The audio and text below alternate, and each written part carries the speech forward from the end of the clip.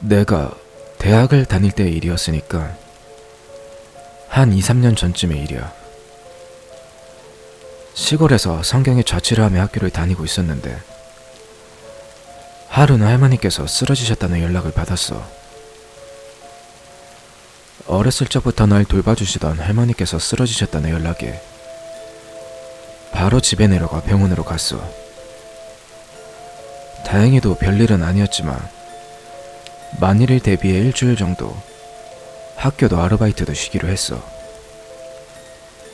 내가 쓰던 방은 이미 동생이 쓰고 있어서 거실에서 둥글거리다 심심한 나머지 고향에 남아있던 친구들에게 전화를 돌렸어. 다들 일을 하거나 학교를 다니느라 바빠 보이긴 했는데 역시나 그 중에서도 한가한 사람은 있기 마련. 현 안에 있는 대학에 다니던 친구가 3명이 있어서 다음날 만나기로 했어. 만난다곤 해도 현 자체가 워낙에 시골이라 할 거라고는 노래방이나 볼링 아니면 차로 30분 걸리는 오락실에 가서 다트나 당구를 치는 정도.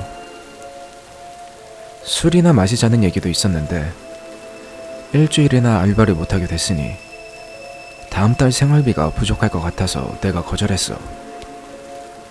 그러다 보니 할 수 있는 거라곤 어슬렁어슬렁 돌아다니다가 질리면 패밀리 레스토랑에 들려 드링크바에 붙어있는 게 다였어.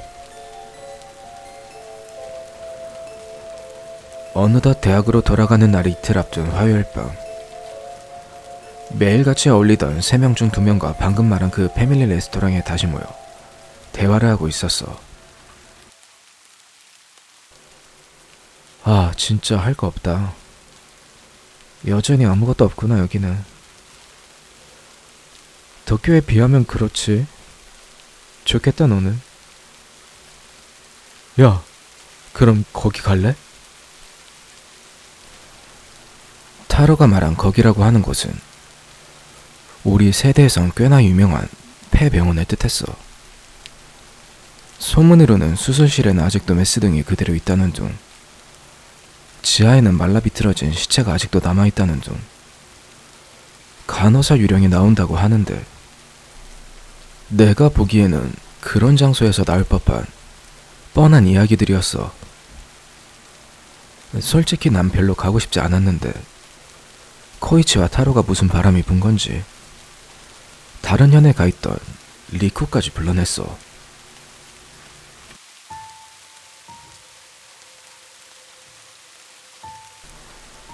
그 폐병원은 꽤 오래전에 망했다고 하는데 농가 밭투성인 우리 마을보다도 더 시골인 곳에 있었어. 시골은 땅값이 싸서 그런지 몰라도 3층 건물이었는데 오래전에 지어진 것 치고는 상당히 세련되어 보였어. 병원 주위엔 아무것도 없었어. 좀 떨어진 곳에 있는 밭이나 띄엄띄엄 있는 전봇대가 다였어. 병원 정면에 있는 유리문은 쇠사슬과 작은 자물쇠로 단단히 잠겨 있었어. 가끔씩 우리처럼 한가한 사람들이 여기로 오간 탓인지 쓰레기나 낙서 등으로 어지럽혀져 있었고 창문도 대부분 깨져 있었어. 어떡할까? 리코 올 때까지 기다릴까? 그냥 먼저 들어가자. 주차해 놓은 거 보면 알겠지. 그럼 나 먼저 들어간다. 창문으로 들어가면 되겠다. 편의점에서 사온 싸구려 손전등을 각각 한 손에 들고 병원 안으로 들어갔어. 지금 생각하면 진짜 그때 그만뒀어야 했는데. 창문을 넘어 안쪽으로 뛰어내리자 깨진 유리를 밟아 빠지직하는 소리가 났어. 그땐 왠지 모르겠는데 갑자기 추워져서 온몸에 닭살이 돋았어. 진짜로 바로 도망가고 싶었는데 타로랑 코이치가 성큼성큼 걸어가 버려서 차 열쇠를 코이치가 갖고 있으니까 돌아갈 방법도 없고 나는 혼자 남겨지지 않도록 서둘러 따라갈 수밖에 없었어. 야, 같이 가. 사실 제일 뒤에서 걷는 게 진짜 무섭잖아. 막 누가 뒤에서 따라오는 느낌도 들고 앞은 잘 보이지도 않고 갑자기 뒤쪽 복도에서 귀신이 달려기라도 하진 않을까. 진심으로 무서웠어. 접수처가 있는 넓은 공간이 나오고 타로가 주위를 손전등으로 비추고 다니 그대로 방치되어 있던 의자라든지 바닥에 흩어진 서류 등이 먼지 투성이가 되어 있었어. 간호사실 안쪽도 선반이 넘어져 있고 창고가 갈라져 있기도 한 게 상당히 음침한 분위기였어. 대박. 왠지 즐거워 보이는 목소리로 코이치가 말하자 메아리처럼 안쪽에서부터 울려왔어. 어디가? 여기 왔으면 지하실에 꼭 가봐야지. 시체 구경하러 가자, 시체. 뭔가 불길한 야감이 들었어. 진심으로 싫었다고. 꺼림직했던 난 코이치와 타로를 설득해 위로 올라가자고 했어. 솔직히 이제 완전히 나가자고 하고 싶었지만 그땐 돌아가겠다고 했다가는 겁쟁이 취급당할까봐 그러질 못했어. 우리가 병실 같아 보이는 곳을 둘러보면서 2층으로 향하는 계단을 오르는 도중 나는 순간적으로 이상한 것을 보았어. 계단을 올라가는 도중 나는 꽤나 겁을 먹고 있었기 때문에 힐끔힐끔 뒤를 돌아보고 있었는데 계단 저 끝 구석 벽 쪽에서 웬 다리가 보였어. 그러고 보니 그 벽 너머에 지하로 내려가는 계단이 있었어. 진짜 완전 너무 무서워 다리가 얼어붙었고 숨도 제대로 쉴 수가 없었어. 앞서가던 타로가 왜 그러냐고 말을 거는 순간 마치 무언가에 묶여있다가 풀려나기라도 한 것처럼 갑자기 멀쩡해져. 그때는 그저 기분 탓이라고 가볍게 생각하고 두 사람을 뒤따라갔어. 2층이나 3층은 좀 무섭긴 했는데 딱히 별거 없이 끝났어. 휴게실 같은 곳에 웬 깨져있는 오래된 TV가 하나 있었는데 그걸 보고 코이치가 이거 우리 학교 선배가 한 짓이야 하면서 웃었던 정도. 그렇게 1층으로 돌아오자 코이치와 타로는 당연하기라도 한 듯 지하로 내려가라고 하는 거야. 이때 나는 진심으로 말렸어. 하지만 그 둘이서 쫄았냐고 비꼬듯 도발하는 바람에 나도 모르게 화가 나서 결국 나도 같이 내려가게 되었어. 지하는 빛이 전혀 들어오지 않아 그런지 엄청나게 어두웠어. 달빛이 들어오지 않는 것만으로도 이렇게 다르구나 하면서 손전등으로 근처를 비추어봤어. 복도에는 의자나 휠체어 같은 것이 널브러져 있었어. 그런데 기분 탓인지는 잘 모르겠는데 좀 꺼림직했던 점이 왠지 위층에 비해 상당히 잘 정리되어 있는 것 같아 보였어. 마치 누군가 관리라도 하는 듯 말이야. 깨끗함에 위화감마저 느껴졌어. 코이치가 가까운 방의 문을 열어보고 타로가 복도 안쪽으로 손전등을 비춰보고 있을 때였어. 야, 저게 수술실인가봐. 손전등에 불빛이 간신히 닿을 정도의 거리에 드라마 같은 데서나 봤던 수술 중이라고 써있고 그 밑에 빨간불이 켜지는 플레이트가 보였어. 손전등으로 비춰봐도 글씨는 전혀 안 보였는데 타로는 신난다는 듯이 앞쪽으로 걸어 나아갔어. 그러자 코이치도 그걸 따라갔고 그런데 나는 이때부터 불안감에 속이 메스꺼워졌어. 귓속에 물이 들어간 것 마냥 막 먹먹한 느낌이 쭉 계속되고 감기에 걸린 것 같은 느낌도 나고. 잘 설명은 못하겠는데 아무튼 정신이 불안정해지는 것 같은 느낌이 났어. 그래도 혼자 남겨지는 건 무서워서 등 뒤쪽으로 신경을 바짝 곤두세운 채로 둘을 따라가고 있었는데 갑자기 코이치가 미친놈처럼 깔깔대고 웃기 시작했어. 진짜 그때는 너무 깜짝 놀랐어. 깜짝 놀라서 앞을 보니까 타로가 발라당 자빠져 있는 모습을 보고 코이치가 웃은 거였어. 야, 너 뭐하냐? 바보, 꼴 좋다. 뭐라 하면서 손정등으로 타로를 비추며 웃고 있었는데 웬일인지 꽤 시간이 지나도 타로가 일어나질 않았어. 이에 걱정이 된 코이치와 나는 괜찮냐고 하면서 타로의 옆에 쭈그리고 앉아 얼굴을 쳐다봤어. 그리고 곧 무언가 잘못되었다는 것을 알게 되었어. 타로는 눈을 꼭 감고 이를 악물은 채로 정강이 부근을 양손으로 감싸고는 끙끙거리고 있었어. 타로야, 왜 그래? 어디 부딪혔어? 장난이 아닌 타로의 모습에 나는 초조해져서 물어보았지만 상당히 많이 아픈 건지 타로는 대답조차 하지 않고 그저 신음소리만 낼 뿐이었어. 야, 타로 다리 쪽에 불 좀 비춰봐. 나는 쎄한 느낌에 재빨리 손정등을 타로의 다리 쪽으로 비추었어. 코이치가 당황해하면서 타로가 다리를 꼭 감싸주던 손을 치우더니 으악하고 비명소리를 질렀어. 그 비명소리에 나는 너무 당황해서 왜? 뭐? 하면서 자세히 보니까 지금 다시 떠올리기 시작하는 것만으로도 진심으로 토할 것 같은데 타로의 정강이 쪽에서 희미하게 하얀색 같은 것이 보였어. 아마 뼈였을 거야.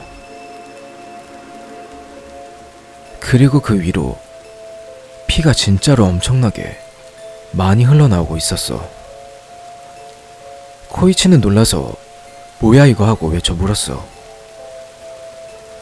나도 도대체가 어떻게 돌아가는지 몰랐지만 여기가 뭔가 위험하다는 건 진작에 눈치챈 거지.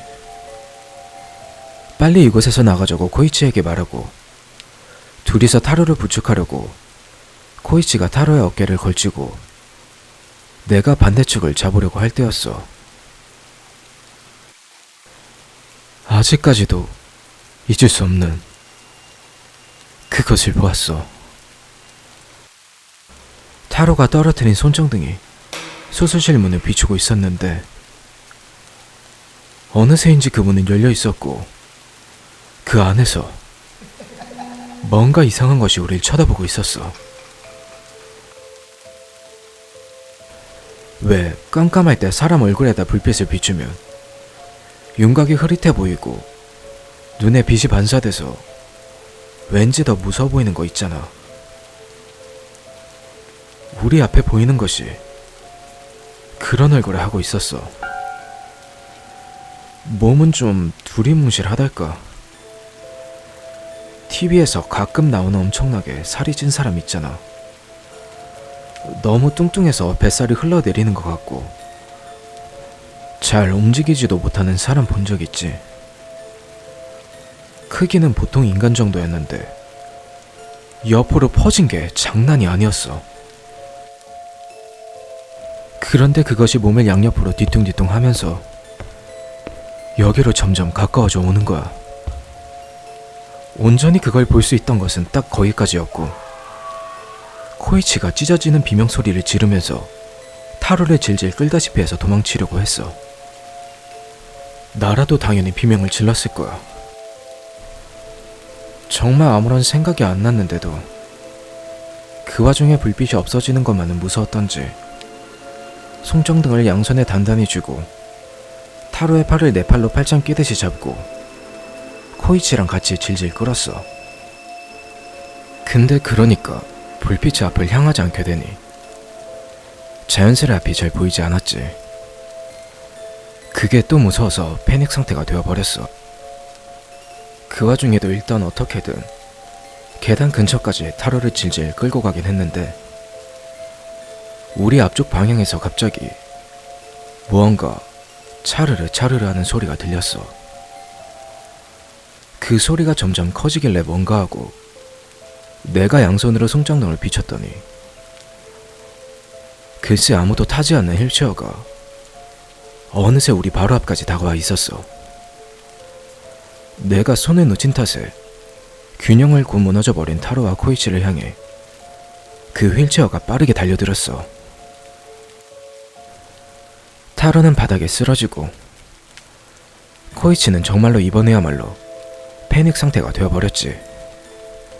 미친듯이 비명을 지르며 휠체어를 발로 차버리고는 비명을 지르며 반대 방향으로 죽어라 뛰어갔어. 코이치가 계단을 지나쳐버리고 달려가길래 나는 코이치를 외쳐 불렀지만 들리지도 않았는지 그대로 소리 지르면서 계속 뛰어가더라고.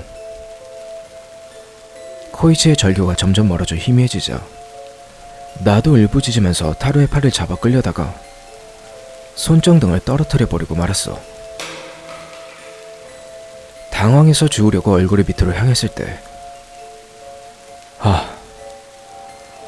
난 그때 이젠 진짜 죽었구나 생각했어. 밑을 보자 정면으로 그 얼굴이 보였어. 그런데 그 얼굴은 아이의 얼굴이었어. 딱 얼굴만 보였어. 만약 몸도 있었던 거라면 내 다리 사이에 끼어서 나를 올려다본 거였겠지.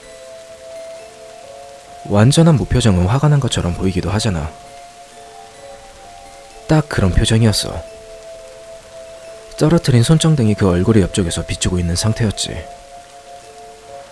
나는 생각이란 걸 할 틈도 없이 그대로 도망치고 말았어.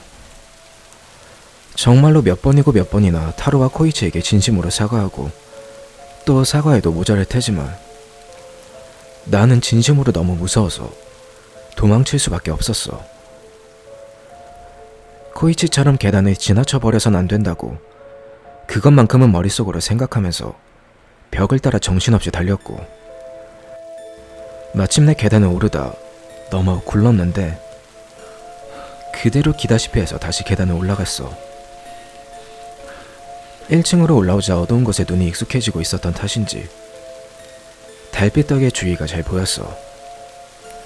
나는 있는 힘을 다해 정면 현관을 향해 달려가 손잡이를 잡아당겼어.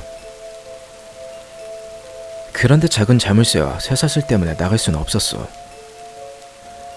다시 되돌아가는 건 상상도 못할 일이고 앞 말고 다른 것을 보게 되면 또 아이라든지 뭔가 보일 것 같아서 진심으로 무서웠어. 마냥 문을 잡고 흔들고만 있었는데 부앙하고 굉장한 소리가 앞에서부터 들려왔어. 그 소리에도 필사적으로 문을 열려고 제정신이 아니었는데 앞에서 나타난 오토바이가 빙그르 유턴하더니 라이트로 날 향해 비추자 나는 겨우 멈추었어. 눈이 너무 부셔서 눈을 뜰 수가 없었거든.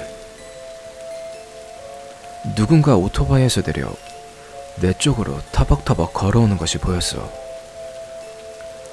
누군가 정신을 차리고 보니 리쿠가 온 거였어.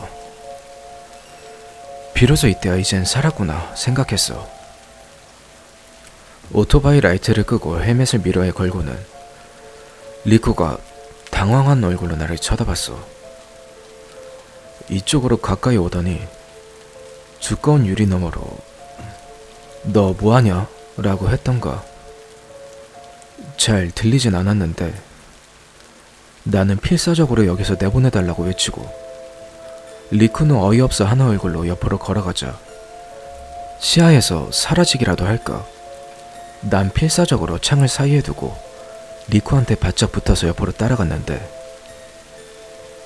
거기엔 정확히 내 허리쯤 오는 위치에 창이 깨져 있었어. 너무 정신이 없어서 차마 몰랐던 거야. 나는 그 아슬아슬한 틈새에 몸을 구겨놨다시피 해서 밖으로 빠져나왔어. 내가 심상치 않은 기세로 달려들자 리쿠가 위로 들어올리듯 끌어당겨주어 겨우 밖으로 나올 수 있었던 건데, 그제서야 심장이 쿵쾅쿵쾅 고장난 듯 마구 뛰었어. 리쿠가 끌어당기면서 왜 그러냐고 물어봤지만 대답을 할 수 있었던 건 아마 2, 3분쯤이 지나서였을 거야. 나는 영문을 몰라 당황해 있는 리쿠에게 필사적으로 소리를 지르며 여기를 벗어나자고 했어. 사태를 설명하기보다 어떻게든 여기를 떠나고 싶었거든. 리쿠가 코이치와 타로는 어딨냐고 물어봐도 반쯤 이성을 잃은 나는 필사적으로 도망가려고 할 뿐이었어. 그렇게 리쿠는 마지못해 오토바이에 올라타고 날 뒤에 태운 뒤 출발했어. 나는 오토바이를 타고 달리면서도 뒤에서 뭔가 따라오고 있진 않을까 해서 몇 번이고 무리해서 뒤를 돌아봤어. 그렇게 리쿠는 병원에서 2, 3km 정도 떨어진 편의점 앞에 오토바이를 세우고 도대체 무슨 일이 있었던 거냐며 언성을 높이며 물었어. 나는 그제서야 리쿠에게 병원에 있었던 일을 숨도 쉬지 않고 쏟아냈어.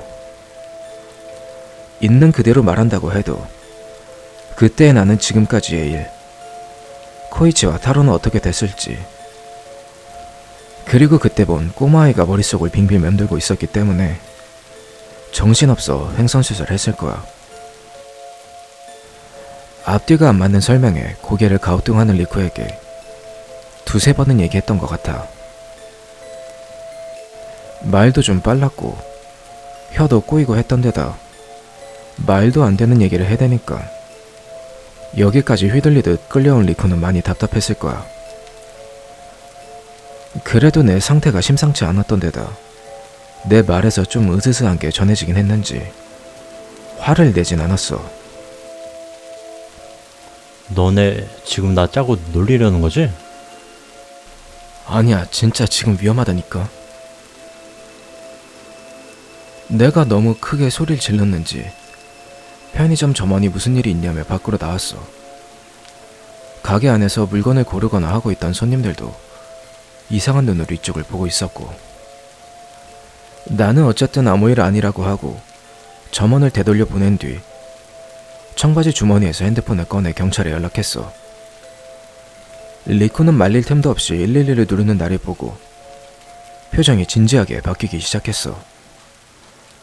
전화의 저편 너머에서 아저씨 목소리로 "네, 여기 긴급 112번입니다 라고 하자마자 나는 속사포같이 쏟아내기 시작했어. 제2병원에서 친구 2명이 위험에 처하게 됐어요. 빨리 와주세요. 어디에 무슨 병원이시라고요? 제2병원이요. 왜 산이랑 논 근처에 있는 거 있잖아요. 아, 그렇게 말하면 잘 모르겠는데 혹시 주소 말해줄 수 있어요? 아니, 제가 주소 같은 거 어떻게 알아요? 마을에 있는 폐병원이라니깐요. 아, 그런데 무슨 사고가 난 건가요? 답답한 상황에 화가 나서 고함치듯이 심하게 다친 친구가 있다며 말을 하고 있을 때였어. 내 말이 미처 다 끝나기도 전에 핸드폰에 잡음이 들리고 경찰 아저씨가 "여보세요?" 하는 게 내가 뭐라고 말을 해도 잘 들리는 것 같지 않고 상대방 쪽 말도 지지직거려서 잘 안 들렸어. 뭐야, 장난 전화였나? 완전히 장난 전화 취급을 당하고 전화가 끊겼어. 나는 곧바로 112를 누르고 핸드폰이 귀에 댔어. 그런데 이번에는 연결음 소리도 안 나고 지지직 거리는 소리만 나는 거야. 일단 끊고 다시 걸었더니 이번엔 또 왜 그러는지 핸드폰 전원 자체가 꺼져버렸어. 이에 나는 리쿠에게 핸드폰을 좀 빌려달라며 빼앗기라도 하듯이 리쿠의 핸드폰으로 112를 눌렀어.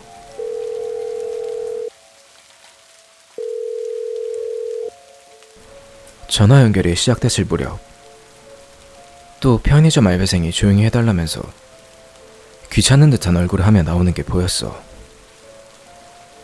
아무튼 그때의 난 그런데 신경 쓸 겨를도 없었지만 점원 입장에선 참 진상이었겠지. 정신이 없었던 나는 그렇게 나오는 점원을 본 채 만 채 전화에 계속 집중했어. 이에 리쿠가 정확히 어떤 일이 벌어진 건지 모르겠다면서 점원한테 설명하는 게 들려왔어. 이번엔 아무리 기다려도 연결음만 들리고 전화는 받지 않았어. 리쿠가 점원에게 친구가 폐병원에 갔는데 돌아오질 않았다고 말하는 것이 들렸을 때 겨우 툭 하고 짧은 소리가 나고 통화 상태가 되었어.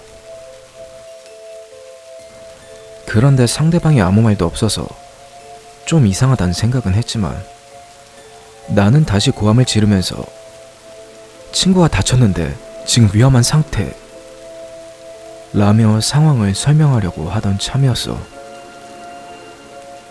전화를 받은 사람이 그러는 건지 저 너머에서 멀리서 나는 소리인지 뭔가 들려왔어.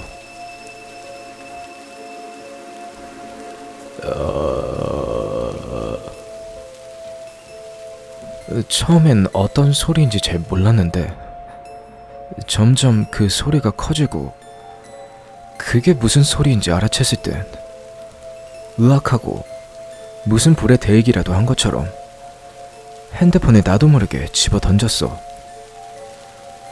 이에 리쿠가 깜짝 놀라면서 콘크리트 바닥에 떨어진 핸드폰을 주워 들고는 화를 내야 하나 사정을 물어봐야 하나 망설이는 것 같은 미묘한 얼굴로 나를 쳐다보았어.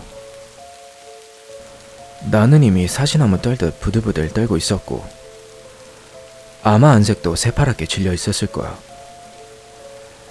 알바생은 걱정이 되었는지 괜찮아요? 하고 날 쳐다봤어. 나는 두려움에 떨리는 손을 주체하기 힘들 정도였고 귓가에 맴도는 그 소리를 잊고 싶어서 머리를 부여잡고 있었어. 그 목소리는 틀림없이 코이치의 목소리였어. 그것도 코이치가 병원에서 마지막으로 큰 소리로 비명을 질렀을 때 바로 그 소리였어.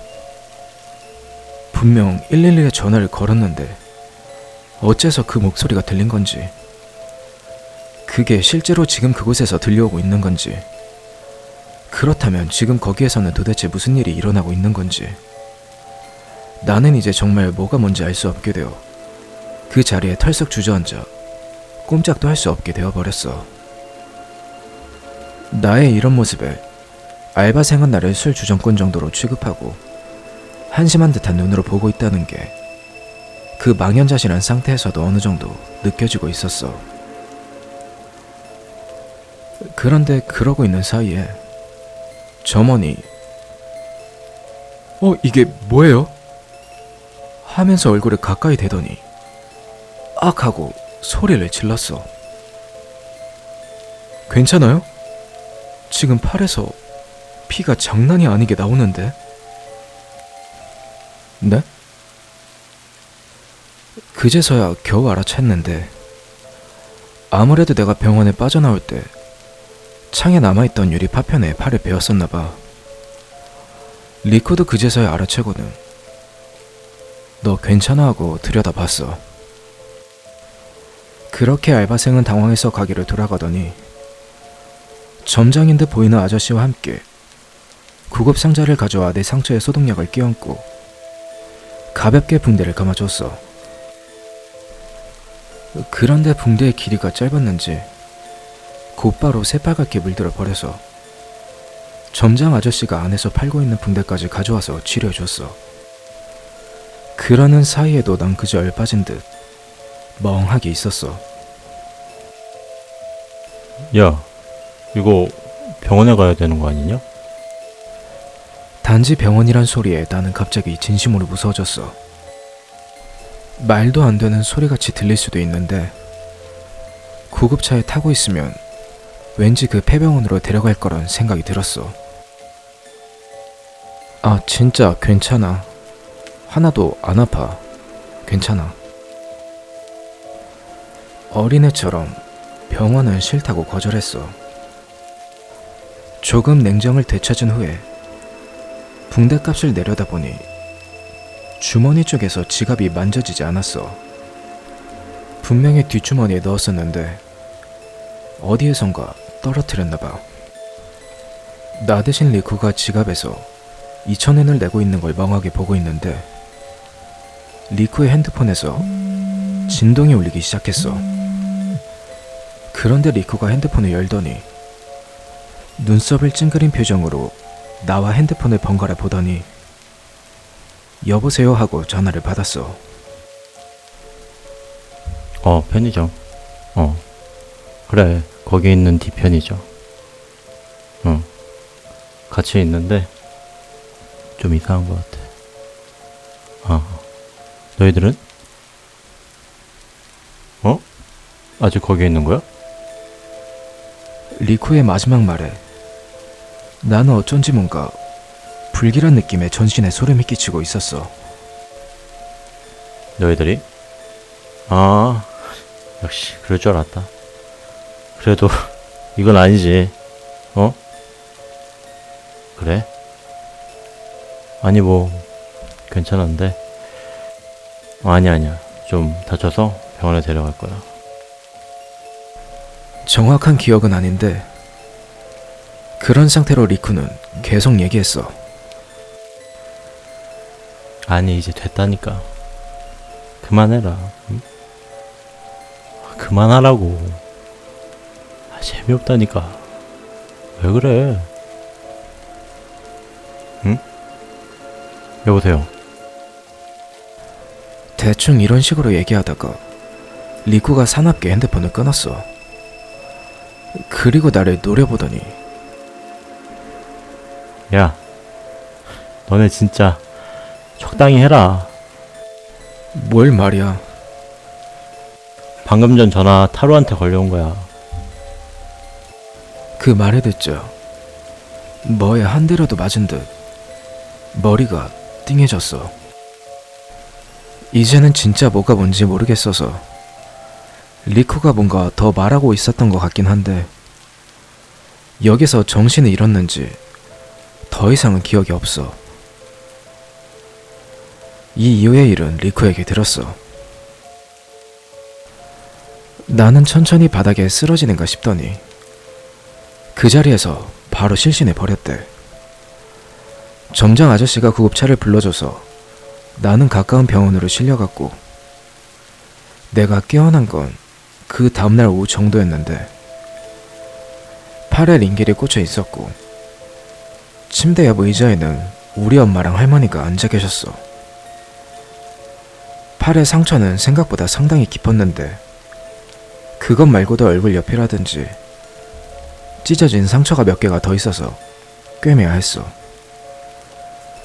그 외에도 발가락이 부러지기도 해서 그날 오후에는 여러 가지 검사를 받았어. 의사 선생님께서 하루 더 입원하라고 권유하셨지만 난 정말로 싫다고 말하고 거절했어. 그리고 그날 밤 경찰에게 전화가 와서 코이치와 타로의 일로 폐병원에서 있었던 일을 물었어.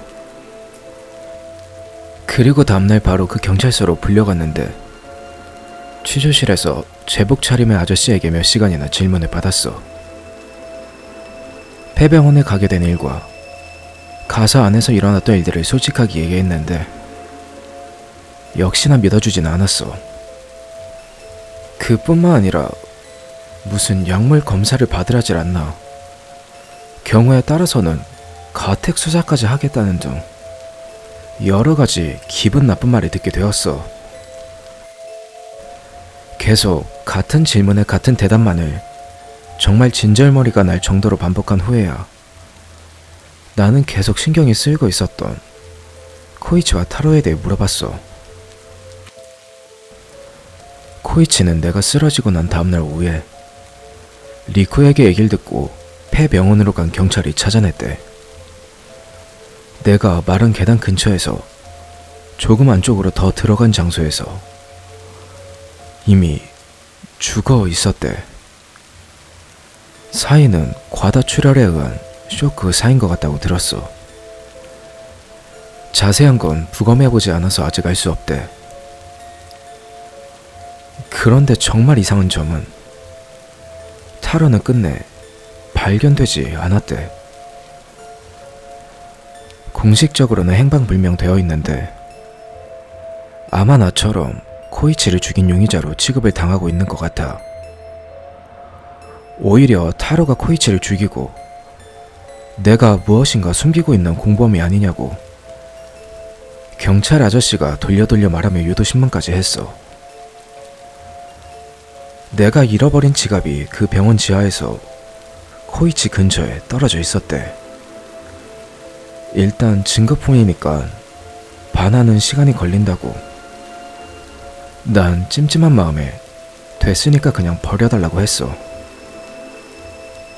그 폐병원은 본격적으로 출입 금지가 되었고 경찰의 순회 코스에도 넣어진다는 것 같아. 방치되어 있던 코이치의 차도 대강 경찰이 조사하고 나서 코이치의 부모님께서 여벌의 열쇠로 타고 돌아가셨대. 조사가 끝나자 경찰서 밖에서 리쿠가 차로 마중 나와 줬더라고. 그렇게 둘이서 현지는 아니고 조금 먼 패밀리 레스토랑에서 리쿠와 이야기를 하게 됐어. 리쿠는 나와 함께 구급차를 타고 병원에 간 뒤에 바로 리쿠와 형의 차를 타고 편의점에 세워놓은 오토바이를 가지러 갔대. 가게 점원은 다른 사람으로 바뀌어 있어서 일단 사정을 설명한 다음에 폐병원으로 갈까 망설이면서 코이치에게 연락하려고 핸드폰을 받나봐. 구급차를 탄 시점에서 전원을 꺼놨던 핸드폰에 부재중 전화가 30통이 넘게 나와 있었대. 그것도 모두 코이치로부터. 이때부터 리쿠도 이 사건이 뭔가 이상하단 걸 실감한 것 같아. 리쿠도 왠지 무서워져서 핸드폰 전원을 끄고 집으로 도망갔다가 다음날에 타로와 코이치의 집에 연락을 해보니까 아직 두 사람 모두 돌아오지 않았다고 하더래. 정말 뭔가 위험한 것 같다고 느낀 리쿠가 경찰에 연락해서 내가 말한 얘기 중에 너무 말도 안 되는 것들은 좀 빼고 경찰에게 말했나봐. 그리고 리쿠가 그때 타로와 어떤 대화를 했는지도 말해주었어. 처음 편의점에서 전화를 받았을 때 뭔가 이상하다고는 생각했어. 왠지 계속 너에 대해서 물어보더니 지금 셋이서 짜고 장난치는 거냐고 물어보니까 이제 끝났으니까 나도 같이 그 병원으로 오라고. 그래도 너가 팔을 다쳤으니까 내가 병원에 데려가야 한다니까. 그래도 끈질기게 매달리면서 뭐라더라, 여기에도 의사는 있으니까 라는 거야. 거기서 뭔가 이상하다는 생각은 했는데 그래도 무슨 농담이겠지 했거든. 내가 있을 리가 없잖냐니까 무슨 소리냐면서 지금 수술도 하고 있는데 이러는 거야. 내가 그만 됐다고, 이제 장난 그만하라고 하니까 정말로 있다고, 정말로 있다고 이 말만 계속 반복하는 거야. 진짜 화가 나가지고 고함을 질렀더니 끊어버리더라고. 나는 뭐라고 해야 할지 몰랐어. 리쿠는 한 번 더 그 장소에서 있었던 일을 차분히 듣고는 알았다라고만 하고 그 이상 아무 말도 하지 않았어. 그 후로 나는 몇 번이나 경찰서에 얼굴이 내밀어야 했어. 부모님께서 대학은 휴학 신청을 하라고 권하셨어. 이제는 더 이상 경찰서에 불려가는 일도 없고 대학도 졸업하게 되었어. 시골에는 돌아가고 싶지 않아서 그대로 자취하면서 일하고 다니고 있어.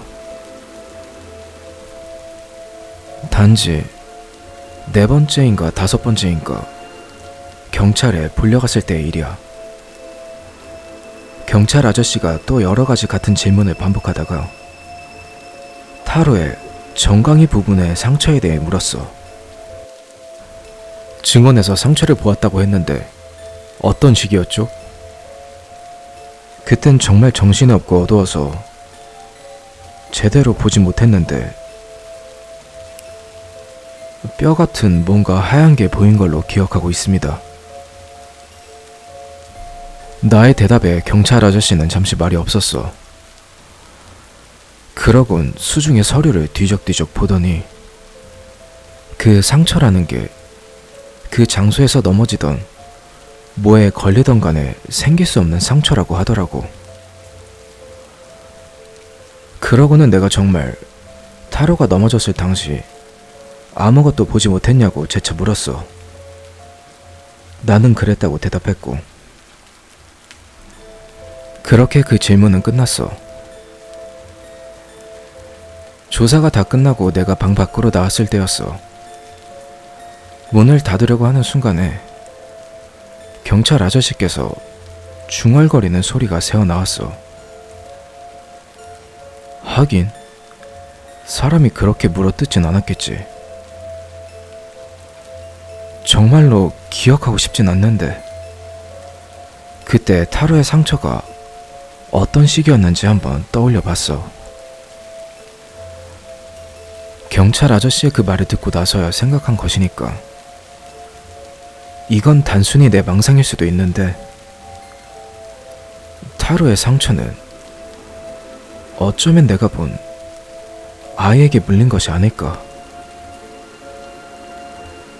아직도 나는 혹시 핸드폰으로 코이치나 타로에게 전화가 오면 어떡하나 하는 생각에 잠을 못 자는 날이 많아.